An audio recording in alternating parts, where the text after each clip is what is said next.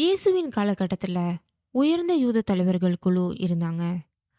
இவங்க முதன்மை ஆசாரியனால வழிநடத்தப்பட்டாங்க. அப்ப ஒரு நாள் ராத்திரில இயேசுவும் அவரோட சீடர்களும் தேவனோடு பேச ஒரு தோட்டத்துக்கு போயிருந்தாங்க. அந்த நேரத்துல உயர்ந்த யூத தலைவர்கள் குழு ஆட்களை அனுப்பி இயேசுவை பிடிச்சாங்க. அவரை பிடிச்சு முதன்மை ஆசிரியன் வீட்டுக்கு கொண்டு போனாங்க. அங்க இந்த தலைவர்கள் எல்லாம் சேர்ந்து இயேசுவுக்கு விரோதமா ஆதாரத்தை தேடிக்கிட்டு இருந்தாங்க. அதனால அவருக்கு மரண தண்டனை கொடுக்கலான்னு. ஆனா அவங்களுக்கு எந்த ஒரு ஆதாரமும் கிடைக்கல. ஏன்னா இவங்களோட சாட்சிகள் ஒண்ணுக்கு ஒண்ணு ஒத்து போகல. அப்ப சில பேர் ஏஞ்சி சொன்னாங்க, நான் மனுஷங்க கட்டின இந்த ஆலயத்தை இடிச்சு போடுவேன்.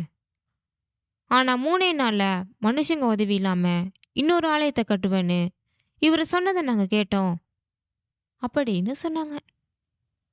ஆனா இவங்களோட சாட்சிகளும் ஒண்ணுக்கு ஒண்ணு ஒத்து போகல. இயேசு இது எல்லாமே கேட்டு அமைதியா இருந்தாரு. அப்ப முதன்மை ஆசாரியன் இயேசு கிட்ட கேட்டான், நீதான் தேவனால் நியமிக்கப்பட்டு அனுப்பப்பட்ட ராஜாவா? நீதான் தேவனோட மகனா? அப்ப இயேசு சொன்னாரு, நான் தான். நீங்க எல்லாரும் நான் தேவனோட ரொம்ப சக்தியான வலது பக்கத்துல உட்கார்ந்து இருக்கிறதையும் மகிமையோட மேகங்களின் நடுவுல வரதையும் பாப்பீங்க அப்படின்னு சொன்னாரு. இதை கேட்ட அந்த முதன்மை ஆசாரியன் ரொம்ப கோவமாயி அவன் சட்டையை கிழிச்சு சொன்னா, நீங்க எல்லாரும் அவன் தேவனை அவமதிக்கிறத கேட்டீங்க தானே? இதுக்கு மேல நம்மளுக்கு என்ன சாட்சி வேணும்? சொல்லுங்க, இப்ப நீங்க என்ன நினைக்கிறீங்க?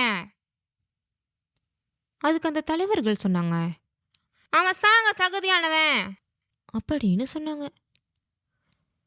இருந்தாலும் அவங்களுக்கு யாரையும் கொலை செய்ய உரிமை இல்லை.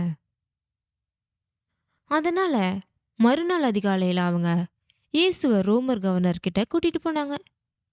அந்த கவர்னர் பேரு பிலாத்து. பிலாத்துக்கு மரண தண்டனை கொடுக்கிற உரிமை இருந்துச்சு. அப்ப பிலாத்து இயேசு கிட்ட கேட்டா, நீங்க தான் யூத மக்களின் ராஜாவா? அப்ப இயேசு சொன்னாரு, அதை நீங்களே சொல்லிட்டீங்களே. தொடர்ந்து அந்த தலைவர்கள் இயேசு மேல குற்றம் சாட்டிக்கிட்டு இருந்தாங்க. அப்ப பிலாத்து இயேசு கிட்ட கேட்டா, இங்க பாருங்க, அவங்க உங்க மேல நிறைய குற்றங்களை வைக்கிறாங்க. நீங்க சொல்றதுக்கு எதுவுமே இல்லையா? அப்ப இயேசு எதுவுமே சொல்லாம அமைதியா இருந்தாரு.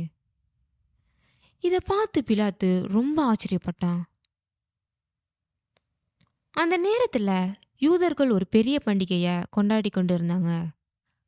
இந்த பண்டிகை வரப்ப பிலாத்து ஒரு கைதிய மக்கள் விருப்பத்தின்படி விடுதலை பண்றது வழக்கம். என்னன்னா, இந்த தலைவர்கள் இயேசு மேல் உள்ள பொறாமையினால அவர் அவன்கிட்ட கூட்டிட்டு வந்தாங்கன்னு அவனுக்கு தெரியும். அதனால பிலாத்து ஜனங்கள் கிட்ட கேட்டான், நான் உங்களுக்காக உங்களோட யூத ராஜாவை வெளியே விடட்டா அப்படின்னு. ஆனா அந்த தலைவர்கள் வேற கைதியை வெளியே விட சொல்லி ஜனங்களை தூண்டி விட்டாங்க. அப்ப பிலாத்து கேட்டான், இப்ப நான் யூத ராஜாவை என்ன செய்யறது? அப்ப ஜனங்கள் எல்லாம் சொன்னாங்க, அவனை சிலுவையில் அடிங்க, ஆணிங்களால சிலுவையில் அடிங்க. அப்ப பிலாத்து கேட்டான், ஏன் அவர் அப்படி என்ன தவறு செஞ்சாரு? அப்ப ஜனங்கள் இன்னும் சத்தமா, அவன் ஆணிங்களால் அடிங்க, சிலுவையில் வச்சு ஆணிங்களால் அடிங்க அப்படின்னு சொன்னாங்க. அப்ப பிலாத்து இதை ஜனங்களோட திருப்திக்காக வேறொரு கைதியை வெளியே விட்டான். ஆனா அங்கிருந்த வீரர்கள் கிட்ட இயேசுவை சாட்டையினால் அடிச்சு ஆணிகளால சிலுவையில் அடிங்க அப்படின்னு ஒப்படைச்சான்.